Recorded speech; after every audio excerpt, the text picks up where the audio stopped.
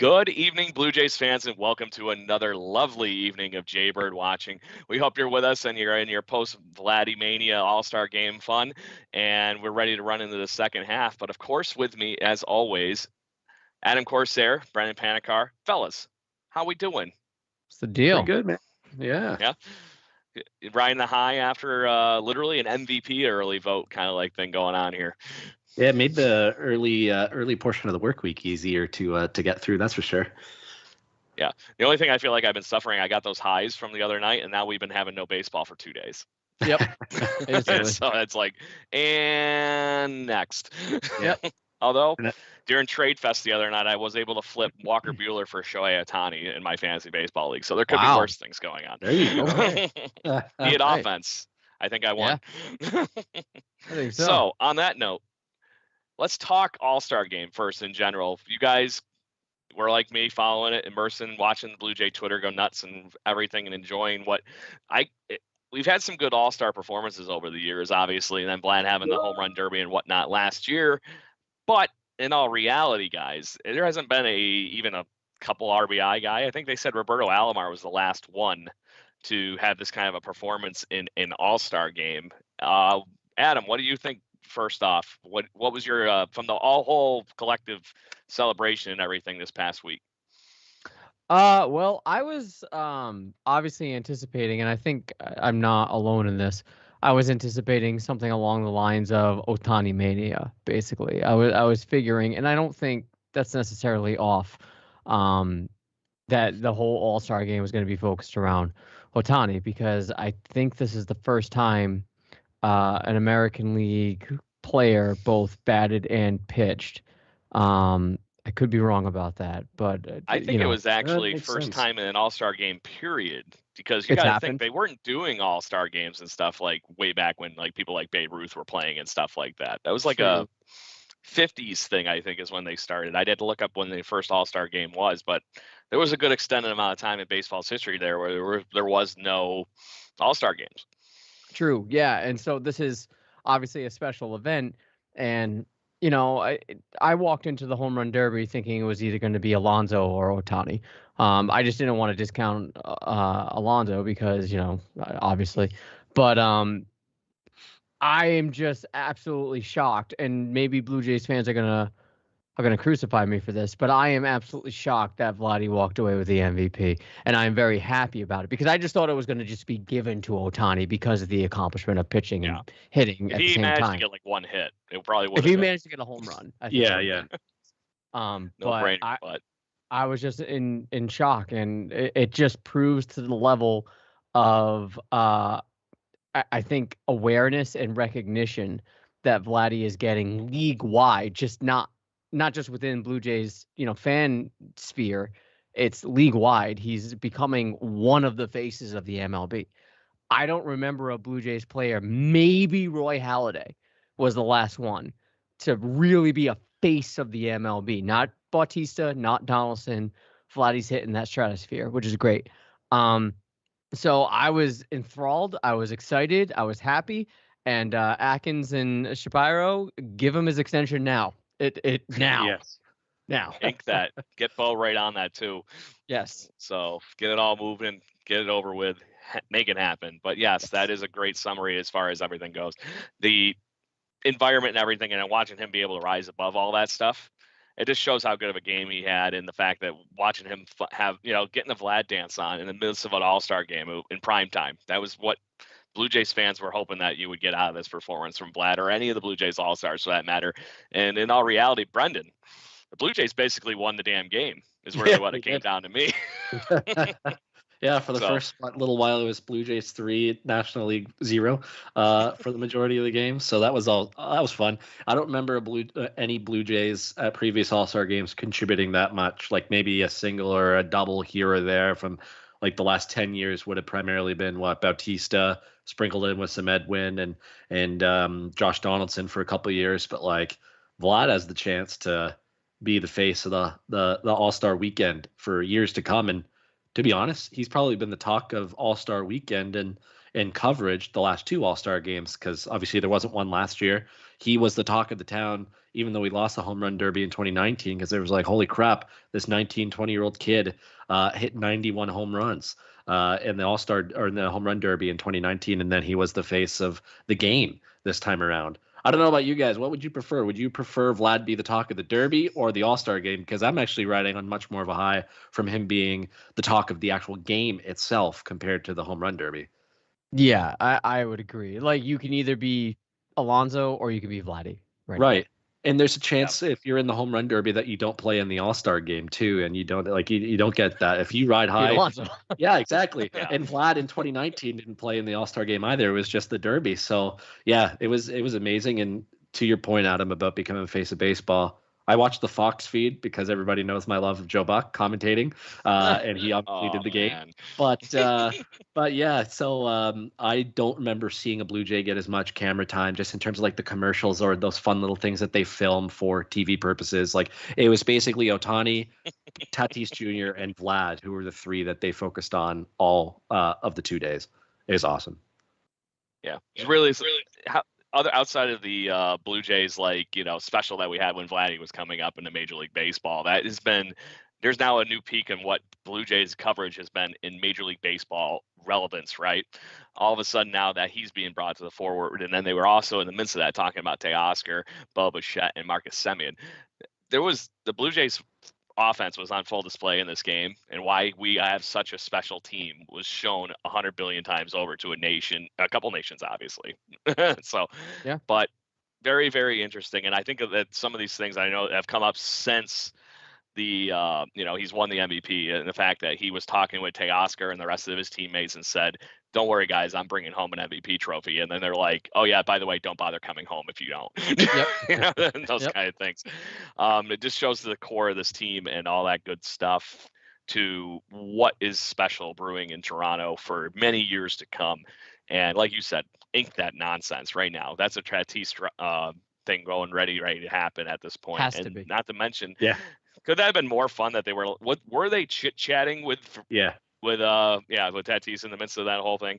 And the fact that you just see the expression on his face, going, "Oh," right when Vladdy hits that home run. Right? Didn't they grow up together? Something like that. They were friends when they were kids. There you go. Yep. During the post-game stuff, that David Ortiz was actually very talkative about the fact that he obviously had knew Vlad Sr. as long as he has, and the fact that he got to see little Vlad all those years, and to see him come full forward, and the fact that he was speaking very much to that work ethic that we've been seeing as Blue Jays fans since what was the quote unquote is he really going to pan out stage, which a lot of us were like, okay, great, whatever, say whatever you want, but he'll eventually figure it out. He's turned around and figured it out tenfold over at this point to be, if it wasn't for Shohei Ohtani in the American League, Vlad Jr. is very easily probably the talk of the town going on. So what do you guys think as far as all this kind of stuff with the youth movement being on display in Toronto during this All-Star game? I'll let you continue to run with it, Adam. I think that when you look at what was displayed there from the Blue Jays side, right, and maybe as much as credit as we give Semien, and rightfully so, I don't know that he's part of that. So when we just isolate Bo and Vlad, because again, I don't want to exclude any accomplishments by Teoscar either, but I would tend to put the youth movement on in terms of an all-star appearance on Bo and Vlad. It speaks volumes, right? And it shows that in this point in their tenure, this as young as they are, I mean, Vlad's what, 22? He's the youngest AL MVP ever. He's only 22. Like, think about what's going to happen for the next decade, right? He's in his first real All-Star game. Yeah, he's going to continue. He's going to continue to make them. He's going to continue to be there, and he's going to continue to get better. Same with Bo. Like, don't just put bench players, quote unquote, for the All-Star game as a write-off. See, he deserves it, and it wouldn't shock me if he ends up earning a starting lineup role in a future All-Star game. It wouldn't surprise me at all. So Blue Jays fans should be very encouraged with what we're seeing and what we have right now. And I know it's really easy to come off an All-Star game high, but there's still work to be done, and I know we're going to transition to that soon. But, while we're here, though, coming off an All-Star game, which was way better than I anticipated it to be, and those jerseys actually looked better with them wearing them than what I saw. Correct. And I'm glad they put the Canadian flag on the heart. That was a good touch. Especially after screwing up the All-Star or the 4th of July thing. They had to do something. That's what I'm saying. Yeah. And, I just think it was a good touch. I think it was a really good display. And Blue Jays fans should be proud and excited, at least for the future. Maybe not the immediate future, but at least for the long-term future of these two players in particular. Future looks good. I'm just saying. We're going to talk trades. That a little bit at the end, but I think we'll get to that point and bring you back up. Brendan, your thoughts to wrap up this conversation about the All-Star game. I do want to point out really quick, though, that to your point on Bo Bichette, Adam, he has now got officially 162 games in Major League Baseball, basically to close out this first half of the season. And he's batting a mere 300 with 32 home runs, 101 RBIs, 20 stolen bases, and 121 runs scored. I'm guessing he saw the Blue Jays Twitter account then.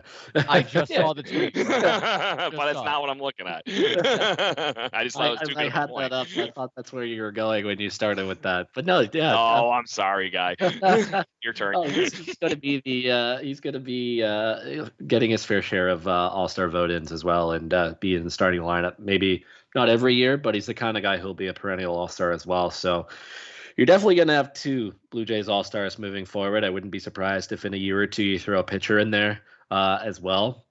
The next 5 to 7 All-Star games are probably going to be at least 3 Blue Jays, if not more. And that's awesome considering that there were so many years of just one Blue Jay being Roy Halladay, Jose Bautista, a couple of years when they had I think there was one year they even had 6 in with Michael Saunders getting that last vote in 2016. So we're getting back to that stage, and the fact that there was 3 Blue Jays in the starting lineup and you heard the Toronto Blue Jays name called 3 times during the intros was just unreal. It's because I can just picture some random sitting there who doesn't pay attention to baseball that much. It's like, wow, the Blue Jays actually have some really damn good players. I wonder how they're doing.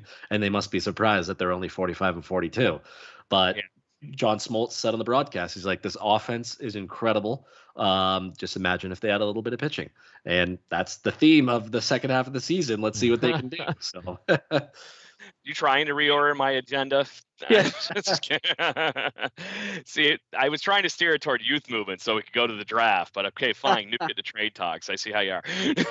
So, but anyway, before we get into the trade talks, I know we're going to spend way more time on that, and that's going to probably be a ton of this episode, and I want to be able to focus on that. Let's knock the MLB draft stuff right out of the way here really quick, because the Blue Jays actually had a sneaky good draft for a team that we had, the 22nd pick or something like that? 19. So, 19. Okay, so either way, they snuck in and took a guy. Yes, he's going to need Tommy John surgery. And I lost it. Gunnar Hoagland. So, and then picking up Gunnar Hoagland, he was a guy that until he got hurt, they were talking he might have been a top 10 guy. So watching him slip down to pick 19 guys, that's kind of getting in that ballpark where we're hoping to get a good pitcher out of this, where the last few years, obviously, we've been drafting heavy on position players. The position players for the Blue Jays main lineup is starting to come into fold. So this makes sense that they went that direction with their first round pick. Brendan, I think it's your turn to go first. Yeah, I mean, I don't know too much about the MLB draft because it's just not as widely publicized as like the NFL or the NBA, where you can read up on prospects like crazy. But yeah, just everything I've read on some of their draft picks from this past few days been awesome. I mean, you're right. They said that Gunnar Hoagland, if he didn't have Tommy John or wasn't going to be injured, would be a top 10 talent. And that was a chance that they just couldn't simply pass up. And they've gotten that correct in the past, this front office, when they drafted guys with injury problems. The one pick that I'm excited for, just based off of purely social media reaction, is the pick of Irv Carter, the guy from Florida and out of high school, just because he just seems like an awesome guy. Looks like he has a little bit of, I don't want to say Marcus Stroman in him, but like just from the pure swag and passion out in the mound, he seems like just the kind of guy that Blue Jays fans would fall in love with should he make it to the major leagues. And he seems like a very easy guy and good guy to root for. But everybody else kept on saying, I think it was either Chad Dallas or Ricky. I'm pretty sure it was their 3rd round pick, Ricky Tiedemann, or however you pronounce it. Mhm. That was a name that was really well received by Blue Jays Twitter, and they kept on talking about and sharing things on. So you know what? It was all pitchers except for one outfielder, one position player, and rightfully so. Pitching is how teams win these days in baseball. So I think it was a good draft from everything I've read, and I just wish, I say this every year, I wish that MLB did a better job of promoting the draft like the NFL and the NBA so that we could know a little bit more about these prospects and not have to like go looking through every little corner of the internet to find this stuff out, because in the NFL and NBA they throw it right in your face, and that's awesome because you can at least know who you're drafting and have a legitimate opinion on it. But yeah, I'm happy with how it turned out for sure.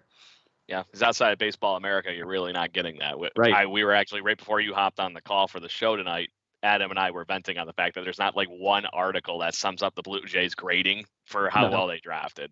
No. All right, fine. Adam, what do you think of the Blue Jays and how they drafted it? You happy with what we got? Anything that stood out to you? Yeah, I'm glad that the vast majority, with as Brendan mentioned, with the exception of one pick, was all pitching. I think that's something that, although we give credit, rightfully so, to the regime for rebuilding the farm system, it's largely been with positional players. That's not to say there haven't been some promising arms here and there, but it's really one of the hardest things to hit on. And if you just draft a plethora of them, you're bound to at least hit one out of these, what, nine pitchers they drafted. So I think it's prudent that they're trying to build their system in that regard. I'm I was salty about this year's draft, and it's because of last year's, how they limited last year's to 5 rounds. And I remember us talking about it, and I was saying, just do that every year. Like, I understand like farm systems have to get built and you have multi-levels in farm systems to fill up. But the fact that you can just narrow it down to 5 rounds and you can just hone in on players. Like last year, we were amped about Austin Martin, about it. And because he was supposed to be no baseball. Yeah, but he was also supposed to be the 101, right? And I think we were the 5th pick last year, or the 4th. He fell. And he fell all the way to us. There was some hype involved. It was like, and I'm not saying anything about Gunnar right now, but there doesn't seem to be much hype involved in any pick, really. And I think the Pirates' first pick was a catcher, and it's already getting like sort of poo-pooed on because it's a catcher in the first round. How many catchers go? How many of them succeed? They just become managers. Maybe they're really thinking that far ahead. Yeah, maybe. And like when you look at the NBA draft, it's only 2 rounds, right? And there's a lot of hype involved. And when you look at the NFL draft, I think the first 2 days is what's broadcasted. Everything else is just after picks. So for me, I think there is a disconnect, but at the same time, the reason why I feel like these draft picks aren't hyped is because you're not going to see them for like 3 or 4 or 5 years.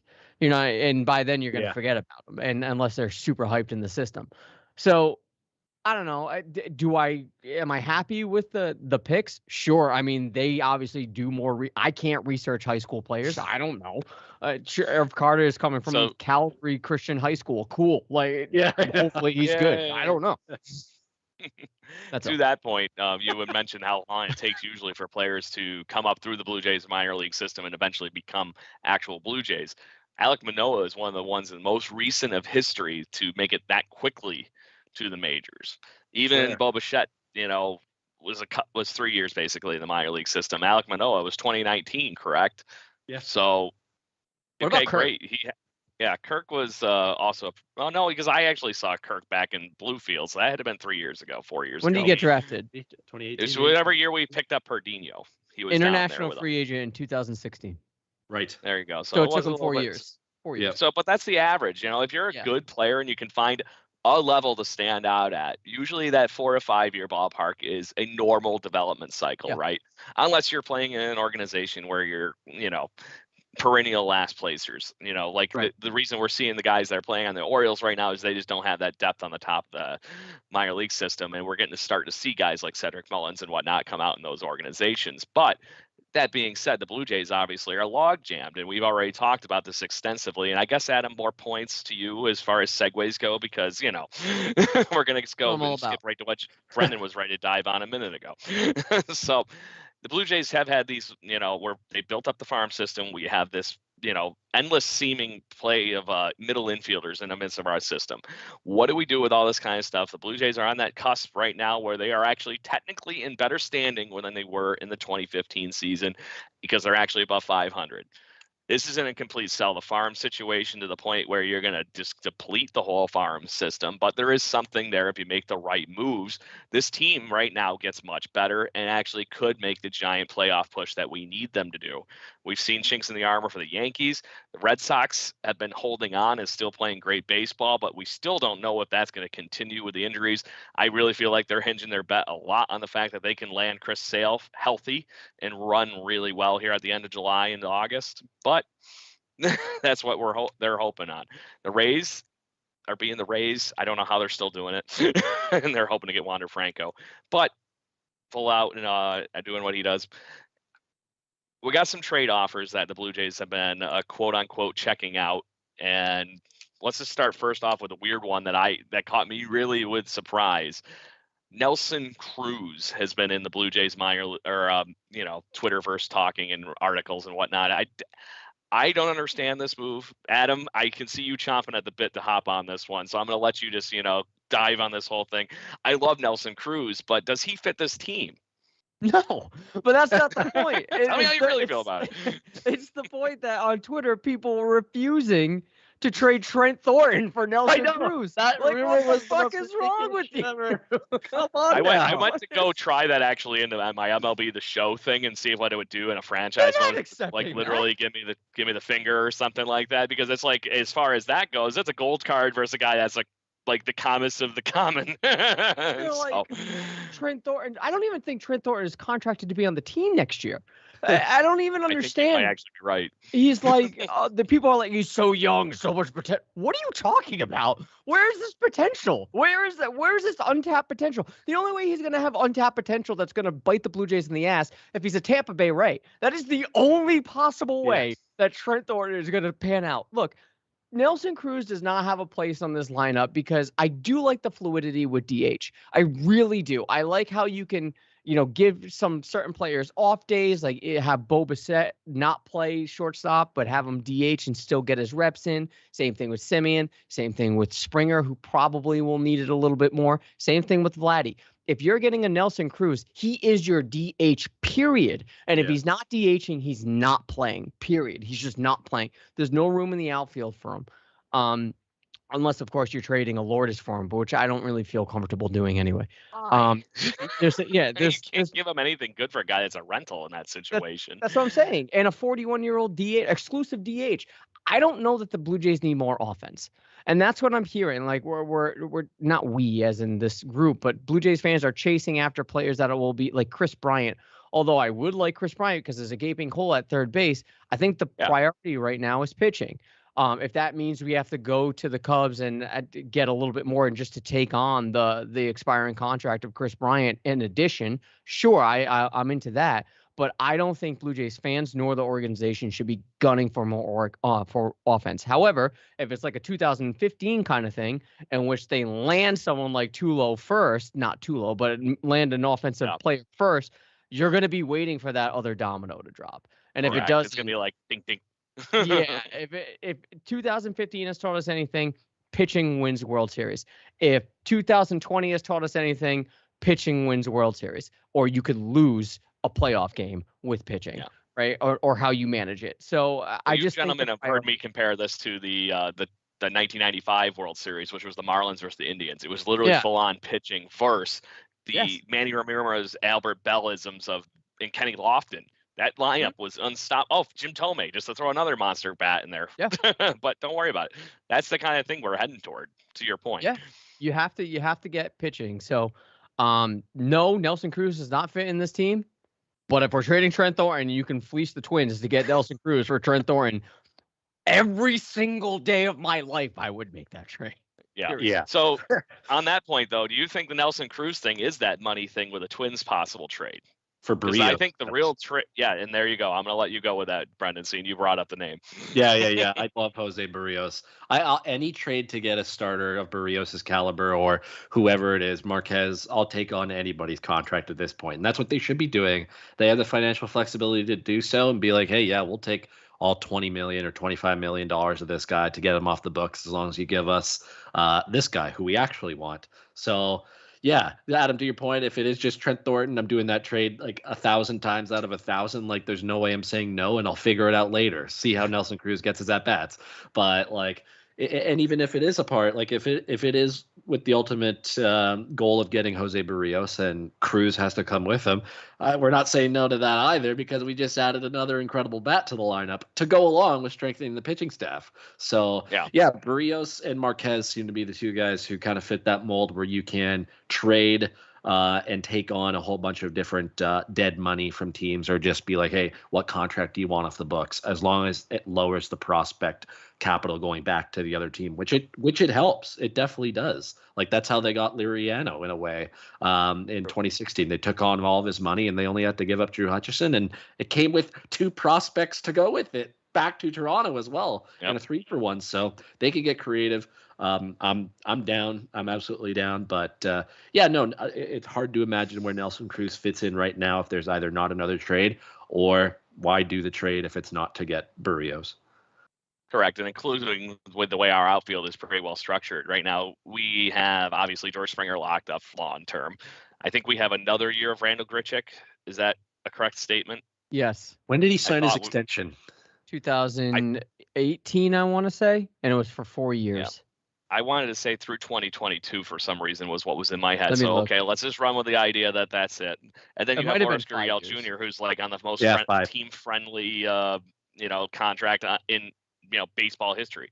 Mm-hmm. And I know Loris hasn't been exactly lighting the world on fire like he was a little bit last year, but the fact that he can do that, and he's been trending in the right direction over the last month and a half, you got that. And now we also are eventually going to have this, wonderful talk, guys, that we're going to have Corey Dickerson back in this equation here, who's another outfielder. So it even becomes more weird as you find in trying to find a place to get Nelson Cruz. But if it's one of the situations there that's Loris going back in that trade to get Barrios involved in that, okay, now we're talking, because they're still having 3 outfielders, and then maybe you put Nelson Cruz in the DH spot, or however that fallout ends up happening. But right now, I think, to both of your points, Nelson Cruz would be the money equivalent part of this trade, just to get his big contract that they were hoping to run into tons of offense like the Twins did last season with Nelson Cruz in that lineup. And obviously it's not quite panning out for the Twins this season to that same T. The rest of the guys around those performers have not been quite what they were anticipating. And Josh Donaldson, unfortunately, has not been healthy for them. It's just been a laundry list of issues for the Twins. And to that point, though, Barrios has been having a resurgence, back to his normal self, I think, after a really rocky start to this season. But how much was that him, the Twins, whatever, chalk it up to whatever, as long as he's right now? Or it's one of those situations where he gets in Pete Walker's hands. Great, give me him. I don't care. And we have the prospect capital, to the other point of this whole money situation, to make anything really happen. So I want to go back to the prospect capital thing here before we go to the obvious Cubs fire sale that's going to be happening, I think, here in the very near future. That prospect capital is known by a certain general manager very heavily, that has a closer that we would be very, very, very interested in. And I am leaning in the direction of the Pittsburgh Pirates and their new GM for this season, Ben Cherington, who used to be the Blue Jays, all this minor league talent. Guess what? He was the director of. So he knows this minor league system for the Blue Jays, unfortunately, probably a little too well for us to be making a trade with them. But in the midst of that, the Blue Jays would be getting a possible piece in Rodriguez in this flip. Adam, what do you think? We need a closer. We were talking, you want pitching. Is that going to be the one thing that pushes this up over the top, or are you leaning more starting pitching to this? I'm not necessarily sure that there's that, and this might be controversial. I don't know that there's that much of a need for any more starting pitching. I think the majority of it has been good enough. If Ryu can get back on the horse with as much rest as he's had, put that month of June behind him and bleeding into July, even though his July hasn't been too terrible. Have Manoah continue to pitch well, have Robbie Ray be completely lights out. Who cares about Mats and Stripling? If he can continue to be good, I think we're okay. And we have arms coming up. Why is this guy's name escaping me? Thomas Hatch? Yep, there you go. I was gonna say, are you reaching really far, or are you going for the guy that's the close one? I'm saying there's some depth there, and even if things go off the rails, we have Anthony Kay to sort of stabilize things. So in terms of a starting acquisition, I don't know that it's necessary. I wouldn't necessarily be chasing it, but if we can get something within a package, I'm certainly not going to scoff at it. In regards to closing roles, I don't know that is that much of a need in the same vein as starting pitching. Yeah, Romano hasn't been amazing, and he's been, he's coughed up some here and there. But, I mean, on the whole, I'd like to think he's pretty reliable. It's those middle-tier relievers that I think the Blue Jays need to target. Those are the players that have been coughing up leads. Those are the players that have been costing Blue Jays W's. So if we can solidify bullpen role, like long relief, maybe set up men, I think that would do the Blue Jays pretty well. And I don't know that I feel comfortable giving up the prospect capital for a Rodriguez, depending on what it is, because he is pretty cheap and he only has, I'm looking at his salary right now, it's $1.7 million plus 2 more years of arbitration after that. So that's a lot of control for a decent price. The only way I would do this is that you'd be relegating Romano to a setup role after that, and maybe Dolis to an earlier role. Are we comfortable doing that? Are we feeling like that is a stable bullpen? I'm not really there, because if you don't have a lead, you don't have a need for Rodriguez, right? Or if you're not like close in the game, you don't have a need for Rodriguez. So I think having a stable bullpen setup men is more important than a strong closer at this point. To that point, though, you're pushing, if you get the guy all the way at the back end, that's the lockdown. You're pushing Romano and everybody back down into those other innings that you were talking about.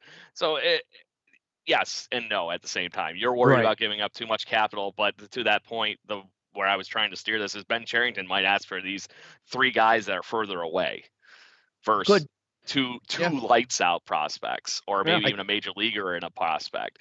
To me, there's something to that relationship. It wasn't broken up because Ben Cherington had a problem with our front office or anything like that. No, I just think there's going to be something that is something that could be beneficial for both organizations, probably more often than a lot of these other things that we typically see in baseball. But Brendan, I'm gonna let you run with it. Yeah, I think the question that we got to answer, the 3 of us, is where would you rather make your biggest trade and give up the most? Would you rather that be for a starter or for a back end type bullpen arm? Because I know they made 2 crazy trades in 2015 for Tulo and for David Price. I see them only making one of that type of a move this trade deadline for some reason. I don't know if it'll be as big as the 2015 deadline, but close to it for sure, and definitely as exciting because it really is 1 or 2 pieces away. To your point, Adam, I think where you're going with that is they need their versions of LaTroy Hawkins and Mark Lowe at this trade deadline. Yeah. You don't need a sexy bullpen arm, but you need an effective one who can come in and make 6 or 7. Right. And for those guys, it won't cost much to get your Mark Lowe equivalent or your LaTroy Hawkins equivalent. But at the end of the day, if you would rather, I'm sure there's an equal argument for both sides, whether you want a closer or a number 2 or number 3 starter to solidify a potential playoff rotation.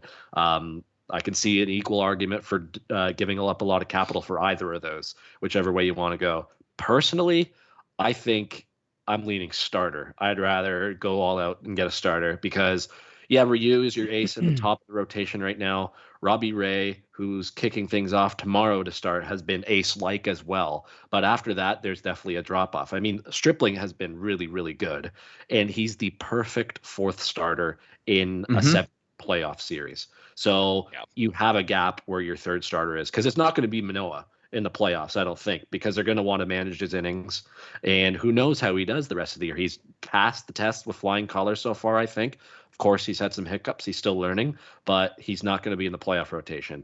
And Steven Matz, I think, is another iffy start or two away from potentially losing a spot in the rotation for Thomas Hatch, who got off to a great start in the minors yesterday. I think it was 5 innings, 5 strikeouts or something like that. He had a very good start. So I'd rather do what you're kind of leaning towards there, Adam. Get like not a sexy bullpen name, but a good one. A good 7th inning guy, 6th inning guy, and then you have Romano and other guys back there. And Baraki's coming back now too. So even though we probably shouldn't rely on him to stay healthy for the rest of the year, we can at least hope that he can. So I'm somebody up some innings for a little bit, even, right? Right now they just need some.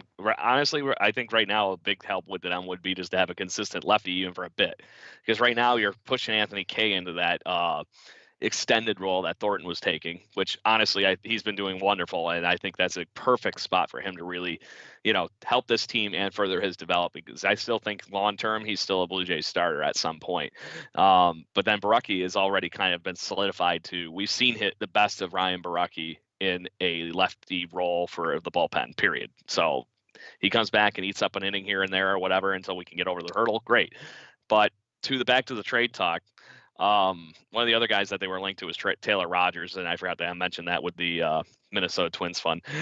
But if they're going to go starting pitching, to me, it comes down to the starting pitcher needs to be a controllable starting pitching.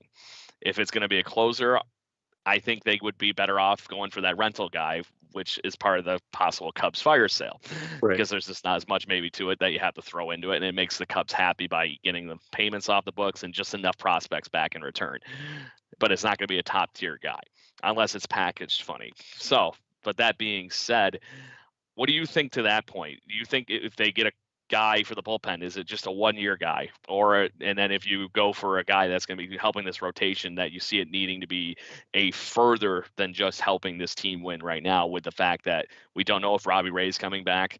We would hope he is, but he is only on this year.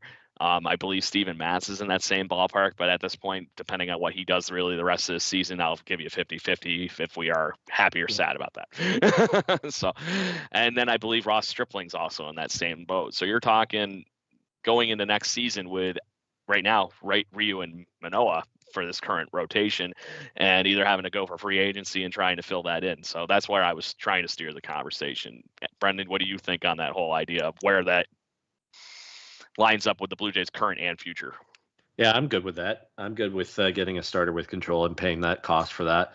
They do have Stripling for another few years. That's why the cost was Kendall Williams. But to your point, it's absolutely right. Next year, you don't probably. At this point, I don't know if Robbie Ray comes back or not. I don't know if he's loved it here. Well, he's never even pitched a game for the Blue Jays in Toronto before. So I don't want to say, has he loved it here? Has he loved it with the team and the guys he's with? Probably. He seems to fit in well. I hope he chalks that up to he needs to come back, because that's like unfinished business. He needs to pitch a game in Toronto with a Blue Jay uniform on. Hey, that'd be nice, man. That'd be really, really nice. But yeah, it was, we'll see what happens, because there are 2 starters that will potentially be out the door next year. But again, that's another year where Hatch, anybody else can come back up. But yeah, you need another guy who can be relied upon, kind of like going into next year with the version of Robbie Ray that we were going into this year with, if you know what I mean. So yeah, I'd rather the controllable starter than the controllable bullpen arm, because we've said it many times on this show. We've seen so many examples. Bullpen arms are scary. They can be really dominant 1 year and really, really shit another one. So yeah, I'm fine with whether it's Kimbrel as a rental, even though I think they would have Kimbrel for next year too, which is actually kind of nice. I'm fine with a rental in the bullpen for sure. Adam, we want to pick up and run with that, and if you want to go diving into the Cubs fire sale thing, go right ahead. Sure, yeah. All right, so to answer your question, yes, I'm okay with the rental reliever role, and yes, I want a starter with control. Here's why I don't really mind having a rental reliever, and I think this would be the cheaper option. Obviously, you probably don't have to give up a lot.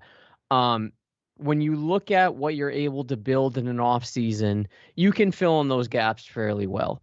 Unless you're an elite bullpen pitcher, you're not really chased, and it takes time for you to sign. Even if you are, look at Liam Hendricks.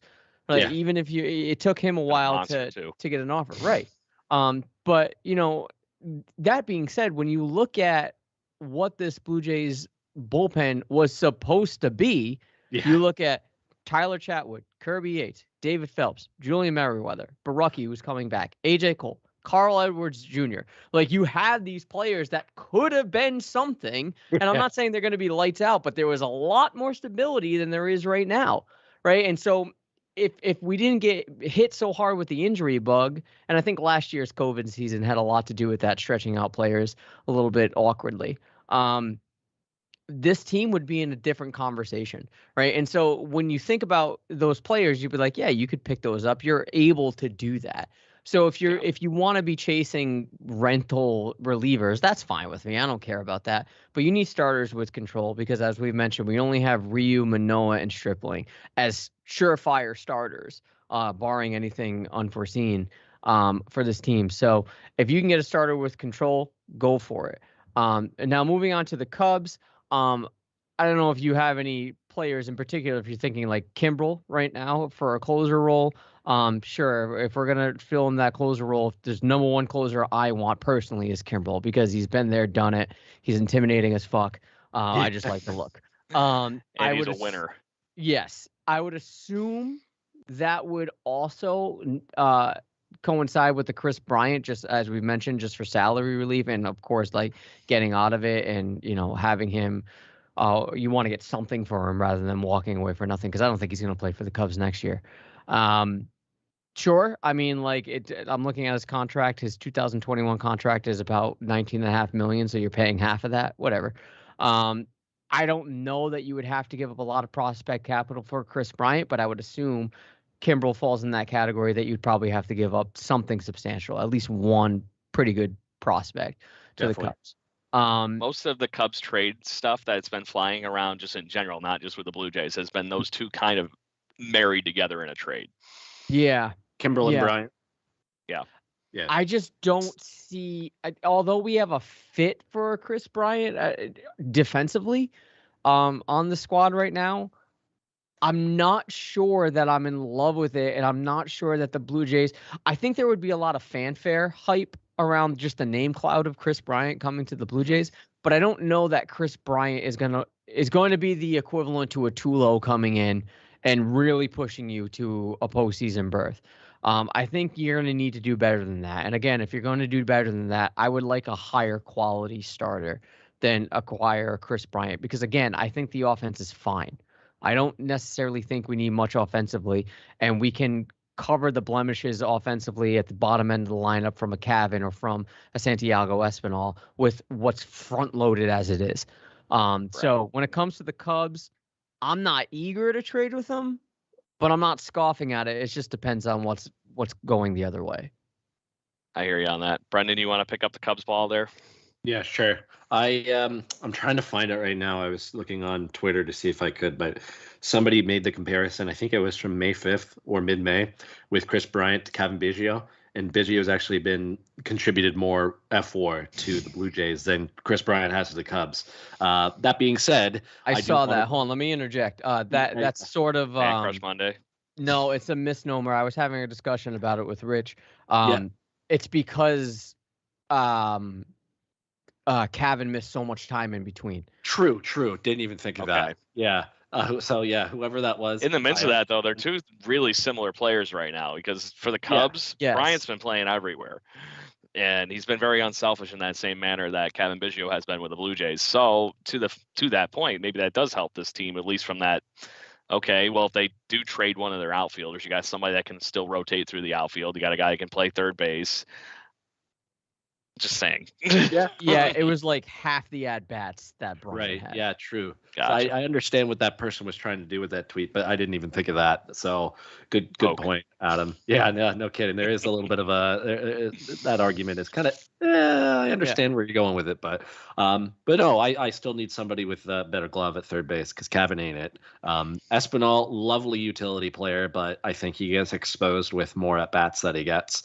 He's perfect in the role he's in right now, kind of like Ezekiel Carrera was perfect for the role he was in 2016. Right. A guy who could contribute every so often. I would say, you can maybe even start 2 or 3 times a week and be good. But anything more than that, you play every day, you get exposed and you're not as good. So Espinal, keep him in the role he's in.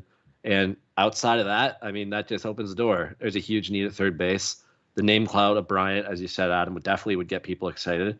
I think it would still get me excited, the name cloud alone, but my expectations for what he could do would be lower than the excitement over the name cloud, if that makes sense. Yep. So I agree. I don't think it'd be as much of a excitement or an impact as Tulo.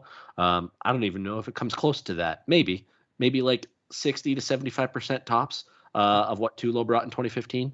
But I think you can look elsewhere for third base potentially. Where did Tulo end up falling into the Mount Crushmore lineup? Was he batting second?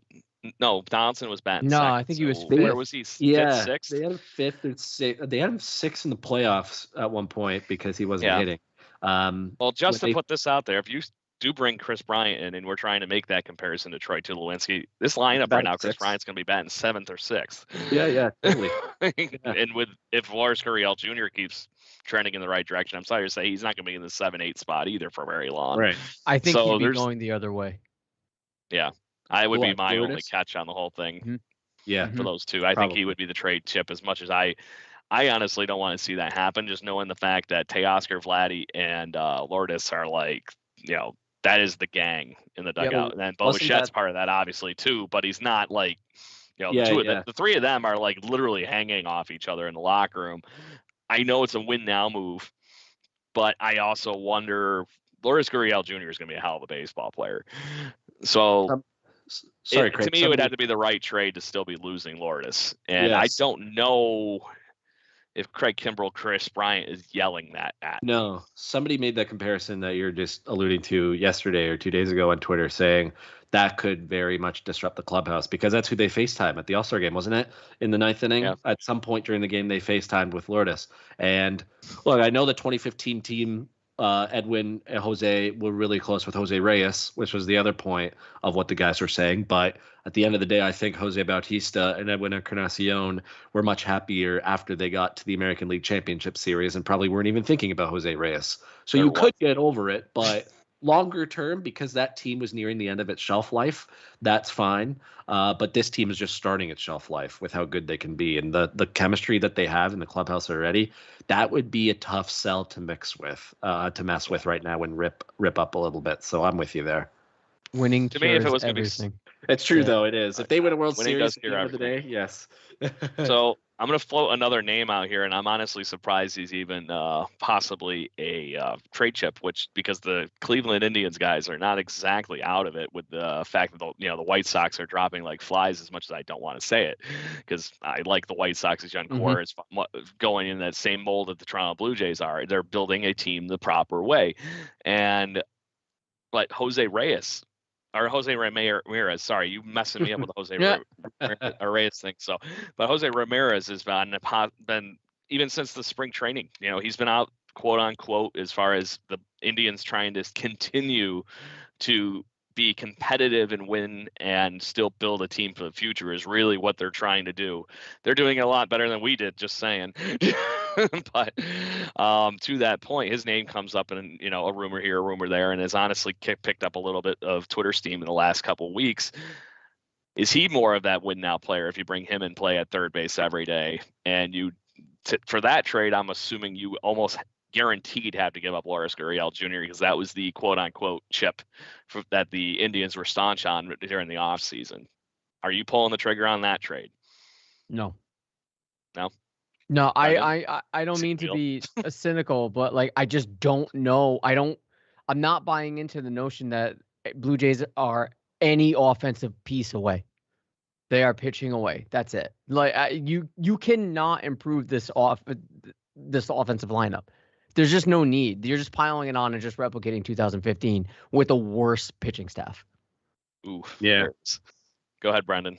Yeah, there was another name that was kind of floated around with Cleveland, and that was Zach Plesac. I think I saw the other day. If it's Jose Ramirez and Zach Plesac, you kill two birds with one stone, and you're good to go. Other than the bullpen, which you can hopefully get somebody else for. But though, you're probably moving Steven Matz to the bullpen because he's probably your worst guy in the rotation. Yeah, sure. So that wouldn't be the worst thing in the world. He's been good through the lineup once. Yeah, I'm good with that. But if it's Lourdes as the main piece going back. I'm assuming a lot of the guys who interested them in the Francisco Lindor deal would be the ones to get it done for Jose Ramirez. And I can't remember if Lourdes was rumored to be a part of that package or not. Pretty sure he was. Season. Wouldn't be surprised if he was included in that. But at least they've actively engaged in trade talks as recently as this past offseason. So it might be a little easier to get a deal done for Jose Ramirez. And you might be able to avoid giving up Lourdes in that. But if Lourdes is a part of it, yeah, probably not, to Adam's point, unless you're getting a pitcher back in return with that. Like if you get a Plesac in that and Lourdes is one of the biggest pieces going back, sure, sign me up. But if it's just Jose Ramirez, no thanks. Yeah. Let me ask you guys something. Ramirez isn't super cheap right now either. Yeah. Let me ask this. All right. Go ahead. I assume everybody is on the same page that we're fighting for a wild card spot. I don't think there's any hope that the Blue Jays are going to win the division. I feel like they're too far out of it. They would need a 2015 run to win the division at this point. Right. Yeah. If we're fighting for a wild card spot, who is pitching that one game? Robbie right Ray now, right now. I'm thinking Robbie Ray. Okay. Do you think that the Blue Jays, there's a pitcher out there, a starting pitcher out there that has been rumored to be available that would supplement Robbie Ray in that game? Yeah, I don't know if Barrios does it for me. Marquez might, because he's had a hell of a year. But still, in my opinion, it's one good year. He's been very up and down through the last 3 or 4, right? He has. I'm saying no. It's a hard sell on me because I'm giving you like a 50-50 on that person being the bring in, like you were saying, to be that lockdown for the next 3 innings or something like that. Yep. This is why to basically be the Nathan Eovaldi effect. Yep. This is why I want bullpen, because we're fighting for a wild card. If assuming health, Robbie Ray is going to pitch that game. It's do or die at that point. You make the move for a guy then. That is what you're making the move for. Offense is fine. You ride or die with this offense in that wild card game. You ride or die with Robbie Ray during that game. But you can't ride with your bullpen during that game. With how volatile this bullpen has been, say it's a 3-2 game, Blue Jays are winning into the 6th. Yeah. I am not confident. No. I'm not confident when Robbie Ray, especially with Robbie Ray third time through the order. If you can avoid that and have bullpen help come in and shut it down, that is what I want.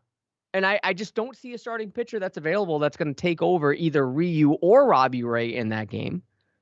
Mm-hmm. You need and offense is not. You're not looking for an 11-2 game at that point. Even though that's what that'd be nice. That's what the Rays did in Game 2 against us. But still, like, I feel like the bullpen is what is absolutely crucial to win that wild card game. It's given how the Blue Jays have not failed to give up good leads. This bullpen, you need a lockdown bullpen. Yep. So I have a trade offer from the Twitterverse and whatnot for us on the message board, fellas, and we're going to put it to a vote. Obviously there's 3 of us, so we'll have a win here one way or the other. Yeah. So coming from the Indians, Ramirez and Plesac for what would end up what they were thinking as Gurriel, Groshans, and Pearson. No. Yeah. And I don't know, but I think you got to get another piece from the Indians in that piece if we're giving up that. No? But no, I think no. There's too much in that. As much as the fact that right now I would say you're selling as low as you humanly possibly can on Nate Pearson. I don't believe in him. Sorry. I know you're ready to ship him. He's going to be the next Trent Thornton, according to you, but don't worry about it. I don't think he's going to be the next. We can get Nelson Cruz. I think he's going to be the next Kyle Drabek. I really do. I'm sorry, guys. It's Jordan Groshans for me that makes me say no to that one. Yeah. I mean, if you have Ramirez for how many more years after that? A year or 2? Yeah, I think it's 2023. Actually, it might be 3. Yeah. So you figure your third base is set at that point. True. You wouldn't need Groshans in that point. But to my point, I think you might be able to get that trade done with more of Groshans and like Kevin Smith right now. Yeah, maybe. Yeah. Something like that. With the amount of money that's on Ramirez's stuff, if we're eating all that money, I think it was wasn't it like 26 or something like that? I can't remember. I had it up a minute ago. I lost it. But it's not cheap per year. The Indians gave him a pretty good deal right after he had that ridiculous season. And No, I'm no, looking at it it was right now. It's a very cheap contract for It how is good. cheap. Okay. Yes. I thought it was Yes. closer to that a season. I was like, holy It's a shit. 4-year, $26 million contract. Okay, yeah, so It's that is crazy. actually in the ballpark where we would have to give more up than not, Definitely. because it is team friendly at that point. So, and he's a hell of a player. I'll give you that. He's one of those guys that's sneaky 5 tools, because everybody forgets the fact that because he has the home runs, he actually does steal bases. So Yeah, so he has another igniter in that lineup. So he'll be a free agent in 2024. Right. Okay. Yeah. So there you go. You are going to have to eat something up on that trade and to get that done. So to that point, though, like you said, you're locking down a position with another veteran around all these guys, and he plays solid defense and offense. So I don't know. It's an all-star.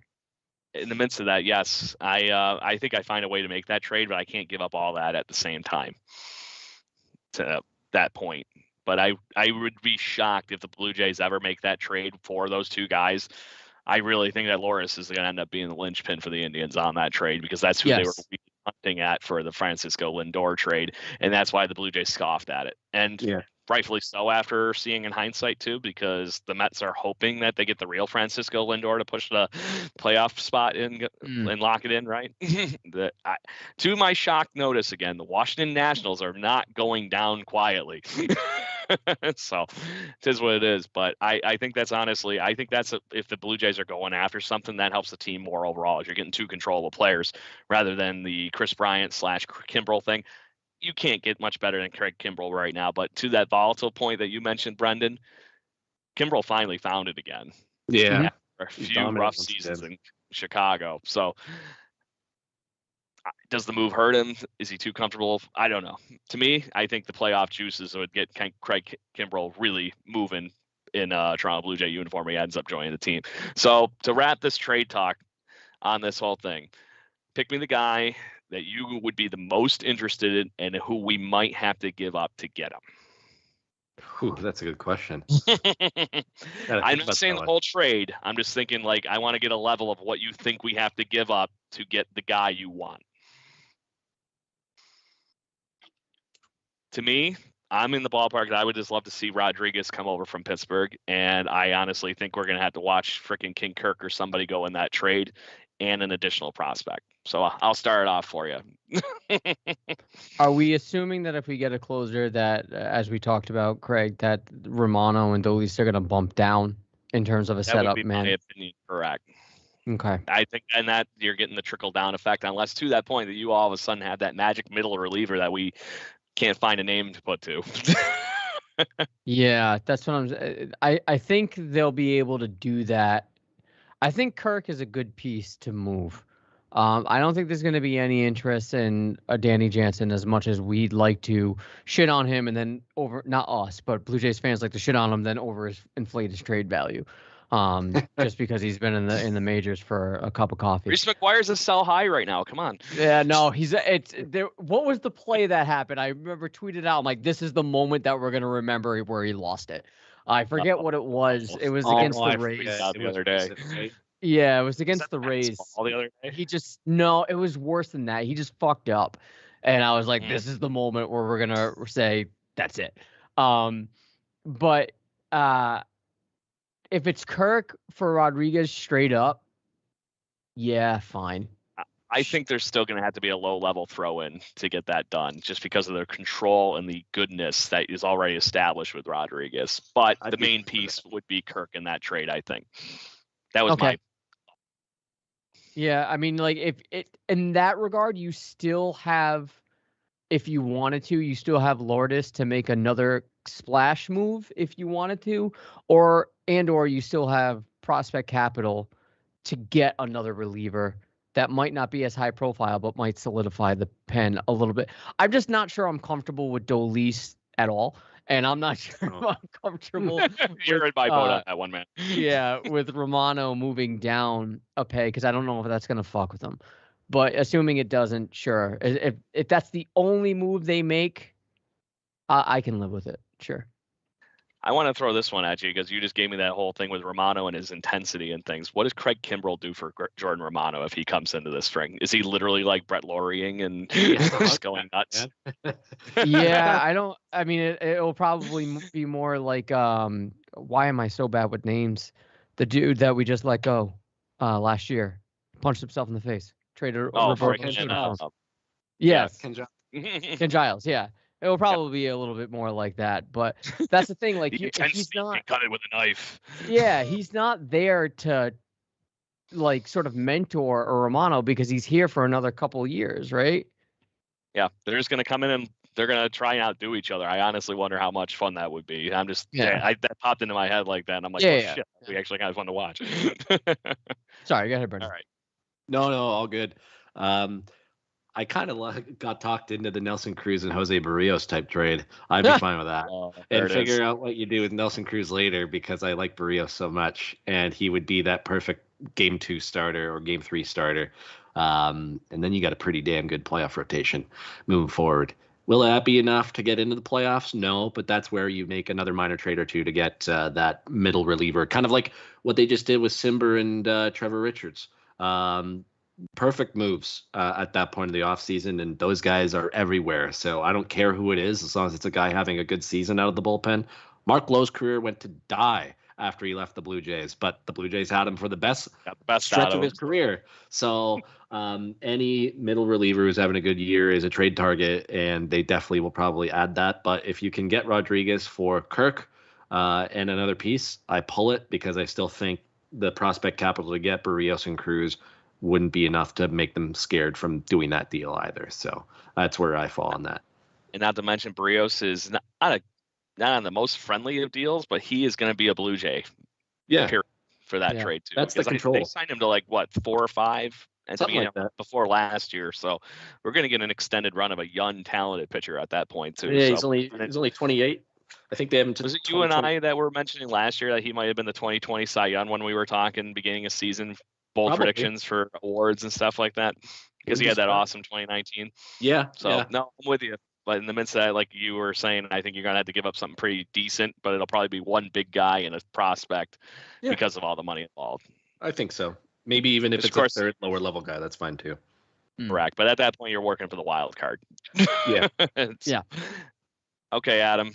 You got your thinking cap on. You good? Sure. No, I was gonna say if we're gonna do the Kirk trade, that's fine.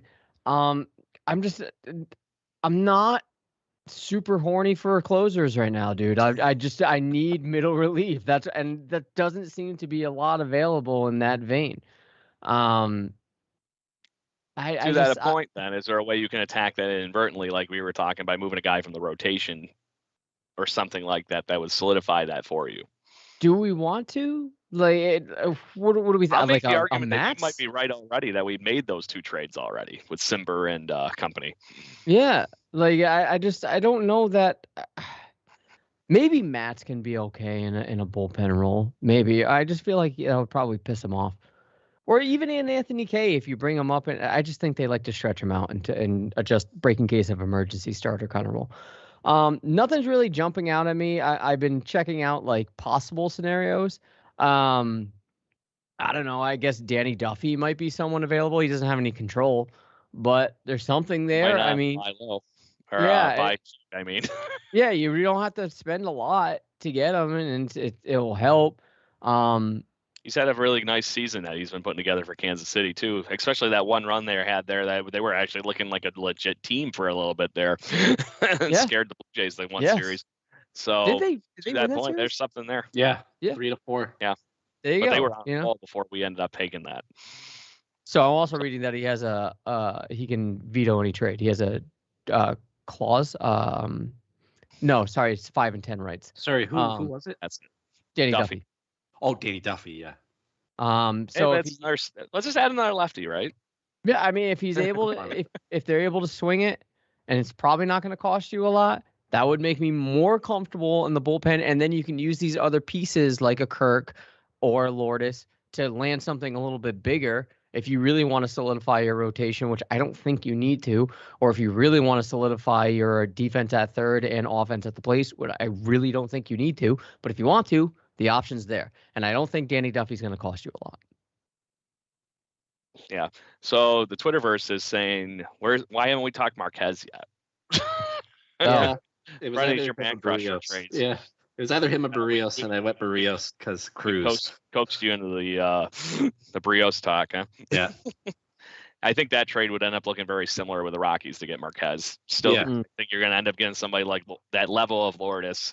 He's got control. He's already established major leaguer, because the Rockies still have a great minor league system. They're not going to be terribly far off in a rebuild. I think they're going to want something back normal. But remember, the Rockies organization has a history of being stupid, so we can probably make them look stupid. Oh, again.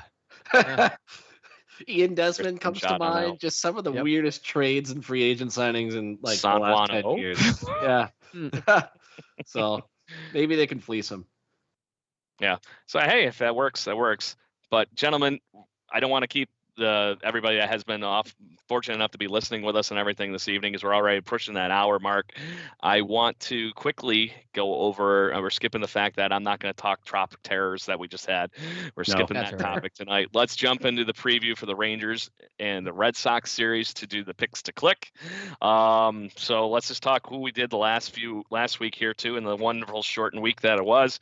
Brendan Panikar, you had Alek Manoah. Marcus Semien for Mr. Corsair. I picked Randall Grichuk, hoping that he would have his normal Tampa Bay Rays series. And then fellow guest of the show and guest host actually last week as a pinch hitter, Chris Key. And he had picked his, Man Crush Monday and Robbie Ray. Of course. I think, unfortunately, probably Robbie Ray. Yeah. I think so. It might be.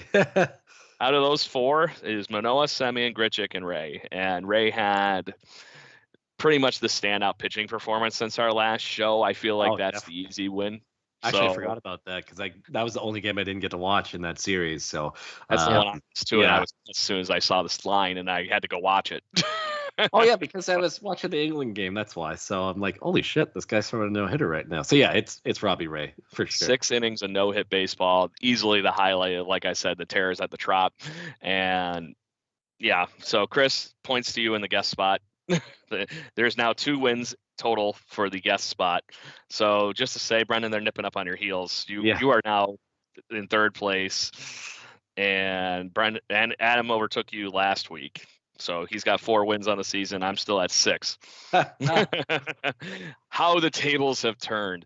Yeah, we also said if you're in need of a quick win, just pick Vladdy. It's exactly. Just pop it off. It's just that's an easy one, right? Yeah. So whoever's in last, just I got the win. Yeah. Sign me up. I'll do it. Yeah. Oh, is that what you're doing then? Yeah, let's do it. Yeah. Yeah, do it. I need one. I haven't got one for a little while. So if you follow the streak you've been doing so far, you've literally had a win and then 4 losses each time you've won a game. This would be your week according to that math. Hey, all right. That's good, because that could mean that the Blue Jays get off to a good start after the All-Star break too. So riding a high right now with the Blue Jay win of the All-Star game with 3 runs scored, and it's good stuff. But Mr. Corsair, your pick. Oh man. I forget how many games it is against each, but I think there were 6 games total for this. 3 Texas and 3 Red Sox. Yeah. Texas will be fun because they should be able to do some substantial damage there. In Buffalo too. Yeah, I'm gonna go Springer. Let's get a rebound from him. Hopefully he's batting leadoff. Let's go Springer. There could be some changes to that lineup come around with just long enough that maybe it's tinker time and hurry up and see what squeeze out of this lineup. I'm gonna go both, seeing you guys are all going big or go home. Yeah. The big guns. So, I just think it's funny that actually I don't know how this lined up, but the last person, the people that we just picked were actually the people that got us each of our last wins. Oh wow! Oh, there you go. Like I said, Brendan, you had a win 4 weeks ago, and you picked Vlad. Springer was your pick 2 weeks ago, Adam, and then I haven't had I had a win 3 weeks ago with Bo. So wow. I guess it's good to bet on offense. And Blue Jays fans, hit us up on the Twitter before the game starts tomorrow and get in on yours, and we'll give you a shout out if you are one of the Pick the Click wins, and you'll get us another point for the guest spot / fandom spot on our wonderful little game here. The Robbie Ray spot. That's the default answer for our guest spot because of Chris Key. So anyway, gentlemen, anything you want to add to the show? Any shout outs or anything you would like to do before we, do our traditional, I'm going to say 2 claps and a Ric Flair and a Vlad dance tonight. So, yeah, I have something. I was on Stadium Scene's show the other day. The episode hasn't been released, but they just celebrated 100 episodes. And I found out that I was the second person to ever sign up for them. Wow. I was also on there with the first. So we're bringing this full circle back to Jay Bird watching, and just a shout out to Stadium Scene. And once that episode is released, I'll be sure to retweet it. And correct me if I'm wrong, they actually asked us to retweet out a bunch of stuff today about a new YouTube channel. Yeah. So there is some new fun stuff going on. Our friends over at Stadium Scene TV, and yeah, check them out. Enjoy. It's all sports all the time. That's the whole beautiful thing about it. So, Brendan? I have something to add. Get vaccinated, because there you go. It's messing shit up right now with the Yankees, and I've been keeping my eye on the Twitter sphere this entire episode, and my goodness, Aaron Judge is apparently the one that's involved, and he was at the All-Star game. He was right by Mrs. Aaron, Billy Aaron, and it's possible. You never know, with the people that were there that were unvaccinated, that could become a super spreader event, the All-Star game. And if you want the 50,000 seat venue and all the other media and everything, that sounds like a fun time. Yeah, and that certainly cements the Blue Jays are not getting government approval to play in Toronto starting July 30th. Tomorrow's the deadline for that homestand. The next would be for the August 20th series against the Tigers and the White Sox. But with this whole unvaccinated player wrinkle and COVID going around the Yankees clubhouse now, I'm having trouble thinking they're getting back at any point now. Maybe the 20th, but you never know. Not unless there's a drastic mind shift in players getting vaccinated. Yeah, exactly. To that point, I don't know if you've also been looking at the news today, but the state of California is going back to wearing masks. Yes, indoors. Yeah, masks indoors. So just to point that out, obviously, everybody, that is a quick solution to hopefully getting at least more things better in the win column, I'll say. So go out there, take the shot, take the plunge, take a W, back man. to normal. Yeah, we need some more wins in life. Period. Why make it hard on yourselves? So also the cell phone reception is fucking incredible. Oh, my 5G has been awesome, man. I got my new phone and everything. The tumor's going great. Yeah, no big deal. I'm getting all kinds of new rock stations on my antenna. Just saying. No, my antenna's growing out. Great. Don't mind the tail. Yeah. So, but anyway, Blue Jays fans, thank you very much for hopping in and listening to us tonight. And we had plenty of you chit-chatting with us this evening during our live recording. Gentlemen, correct me if I'm wrong. What are we thinking next Thursday again? Yes, probably. It's an off day. I was looking at the schedule. Yeah. Okay. Yeah, they have an off day, right? Yes. Yeah. Correct. Okay, so we will be recording with you guys next Thursday, which I believe is, just because I'm going to be this guy, is the 22nd. A whole 7 days from today, which is the 15th. I should have just done the math in my head. Apparently, it's easier to look at the calendar. So, to me, following the family motto there is no brains, no headache. Yeah. So, to that point, Blue Jays fans, we will be here to lead you live next Thursday. Join the conversation with the three of us. If we have any guests, obviously, you're more than welcome to obviously chat with them too. We are enjoying the feedback and whatnot that we had this evening. Some fun with trade talks and extra, hyperbole with what could be the Blue Jays roster over the next few weeks. Until next time, guys, find us on your podcast, wherever you get your pleasures from on that whole deal. And fellas, ready to do this? 2 claps and Ric Flair, and let's go Blue Jays. Woo! Let's go Blue Jays. There's the Vlad dance. Hashtag do a Vlad dance. Done deal.